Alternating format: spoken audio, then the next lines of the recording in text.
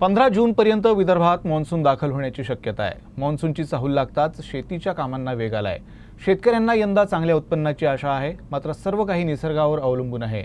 यंदा शेतकऱ्यांचा कल कापसाच्या शेतीकडे जास्त दिसतोय। यातच कृषी सामुग्री घेण्यासाठी केंद्रात पोहोचलेल्या शेतकऱ्यांशी संवाद साधला आमच्या प्रतिनिधीनं। मानसून केरल पहुंच चुका है। इसी बीच जो किसान हैं वो भी अपने खेती किसानी के काम में जुट गए हैं।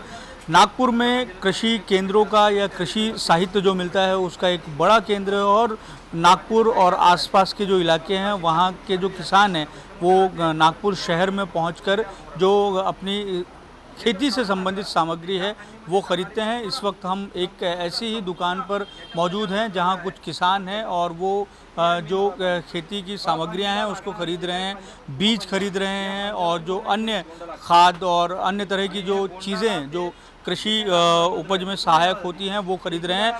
हमारे साथ कुछ किसान हैं, हम इनसे बात करते हैं किस तरीके से तैयारी है उनकी और इस सीज़न को लेकर क्या उम्मीदें हैं उनकी। किती एकर शेती आहे तुमच्याकडे? 8 एकर। काय काय तुम्ही लागवण करता? आम्ही मक्का, सोयाबीन, तूर आणि कापूस।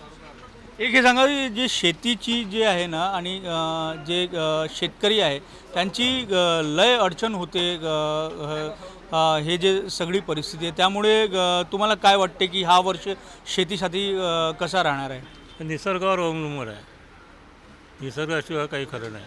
हे सांगा की यावर्षी कशी उम्मीद आहे तुम्हाला? यावर्षी आता पावसावर अवलंबून आहे। पाऊस आल्यावर आमच्याकडे चालते सर्व। तुमची पेरणीची तयारी कशी आहे? आमचे फक्त भाजीपाल्याची लागवड असते। 2 एकर माझ्याकडे शेती आहे, बाकी दुसरं काही नाही। झेंडू, शेवंती। ये बताएं आप कहाँ से आए हैं और आपको क्या लगता है कि इस बार जो है वो किस तरीके से रहेगा मानसून और फसलों का उत्पादन? वो तो भैया मानसून को तो अपन बता नहीं सकते, ठीक है नहीं, वो नैसर्गिक देन है मानसून, उसके ऊपर तो कुछ बोल नहीं सकते। जब तक मानसून आते नहीं तब तक फसल पानी भी नहीं होंगी और ना कुछ खेती बाड़ी चालू होंगी। पानी आएगा तो खेती बाड़ी चालू होंगी, या तो वैसे तो खेती बाड़ी चालू होने वाली है नहीं। हमारे साथ कुछ और किसान हैं, उनसे हम बात करते हैं। तुम्ही काय काय लागवण करता आपल्या शेतात? कॉटनमध्ये करतो आणि मिरची करतो एका एकरामध्ये। मागच्या काही वर्षांनी कॉटनची जी फसल आहे त्याचं जे उत्पन्न आहे त्यावर काही समाधानकारक परिणाम निघून नाही आला। मागच्या वर्षी बरं झालं, त्याच्या आधीच्या वर्षी बरोबर नाही झाली फसल, म्हणजे हे आलं रोग आला तसा। तर तुम्ही पारंपरिक शेती करता की नवीन नवीन जे तंत्रज्ञान आहे त्याचा वापर करता?